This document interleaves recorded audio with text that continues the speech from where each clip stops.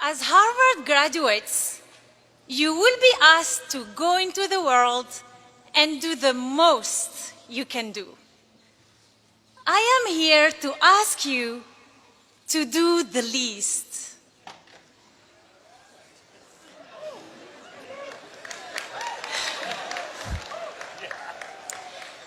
I grew up in a small village in Algeria. Every Friday, my sister and I had our weekly shower at the public bath. We didn't have running water at home. On winter nights, we cuddled against the cold because our heat was cut off. And on some days, we hid our hunger in order not to worry our parents. When I was 7 years old, my country plunged into a bloody civil war. Every night, I prayed to God that tomorrow there would not be an empty seat at our dinner table. On one hot summer day in 1994, my life was changed forever by a man whom I never met, do not know, and can never thank. My mother was at the local market when she noticed a chaotic gathering. Wading into the crowd, she learned that the French government was allowing some Algerians to find refuge from war. All you had to do was write your name on a list. My mother desperately wanted to sign that list. That list might promise her daughters a better future. But there was one problem. My mother was illiterate. She did not know how to write her name, Fadila Tagjarat. Dejected, she walked away. A man noticed her and ran after her. He got my mother's name and wrote it down on the list.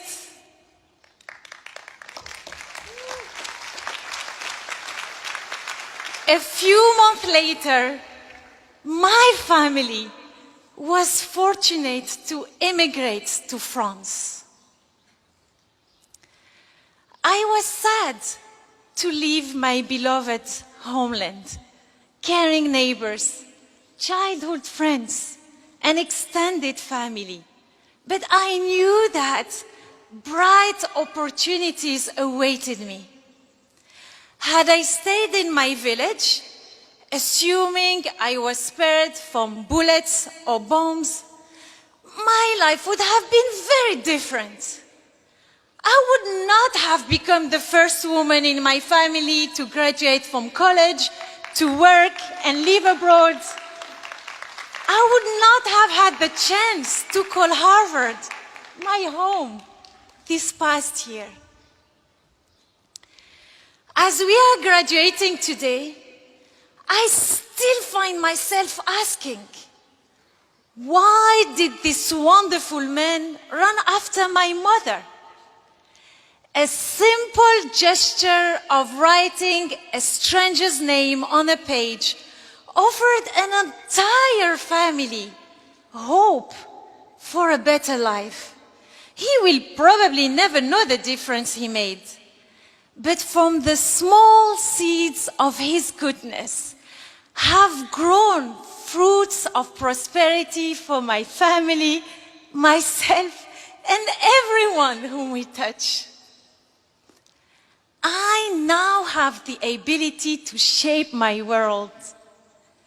But this ability was sparked by one little encounter which lit up the course of my life.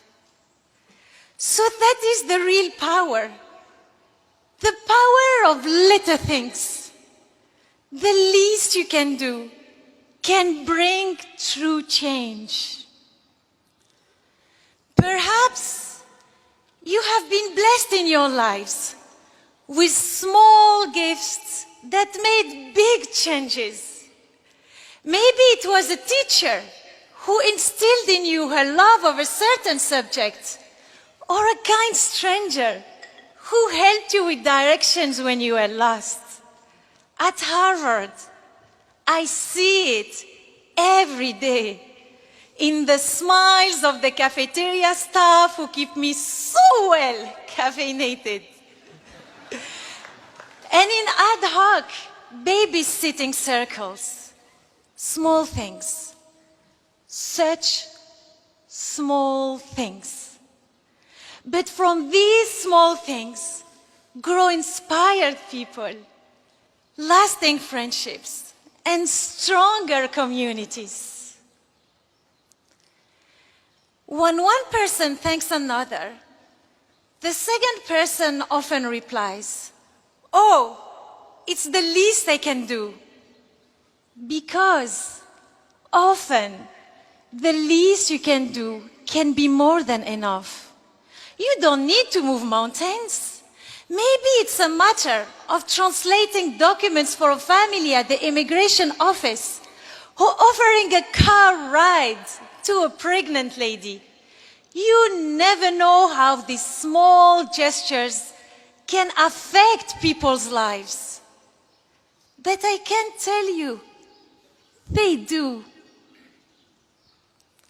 Fellow graduates, of course, do the most you can do. Your education and legacy demand it. But also, do the least you can do. Because the least you can do might turn out to be the most significant. To that gentleman in Algeria, I now say, Shukran, Wallahi afik. Thank you, and God bless you. And to each of you today, I ask of you, what is the least you can do now to make the world around you a little better?